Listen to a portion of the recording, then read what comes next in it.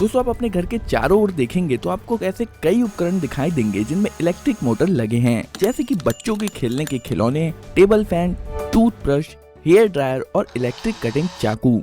आप इसे चालू करते हैं और किसी तरह ये काम करने लगता है, पर ऐसा कैसे? इस वीडियो में हम इलेक्ट्रिसिटी और मैग्नेट यानी कि चुंबक की बेसिक बातें कवर करेंगे और फिर मोटर कैसे काम करता है यह समझने के लिए इन सभी को एक साथ रखेंगे। आइए सर्किट से शुरू करते हैं।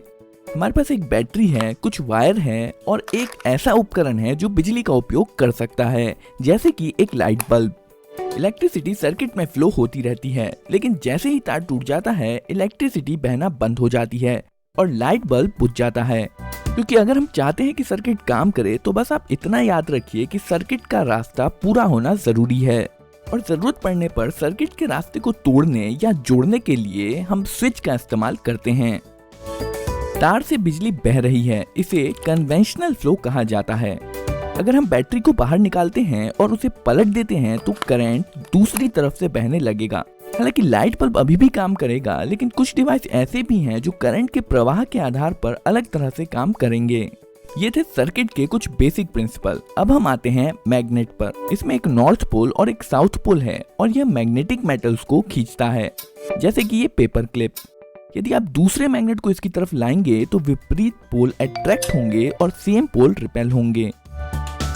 जरूरी नहीं कि मैग्नेट इसी शेप का हो। उदाहरण के लिए कुछ मैग्नेट ज्यादा फ्लैट हो सकते हैं, जैसे कि ये मैग्नेट। इन मैग्नेट्स को परमानेंट मैग्नेट्स कहा जाता है क्योंकि यह मैग्नेट्स हमेशा काम करते हैं।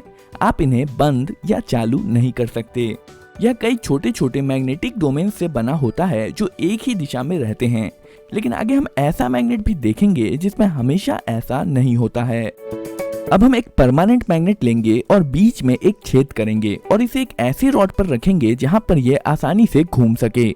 इसके साइड में एक दूसरा मैग्नेट लाने पर हम देखेंगे कि रॉड पर रखा मैग्नेट तुरंत घूमना शुरू कर देगा जब तक कि दोनों मैग्नेट्स के विपरीत पोल आमने सामने नहीं आ जाते हैं। अब अगर साइड वाले मैग्नेट को उलट दें तो सेम पोल आमने सामने आ जाएंगे और एक दूसरे को रिपेल करेंगे और विपरीत पोल एक दूसरे को अट्रैक्ट करेंगे।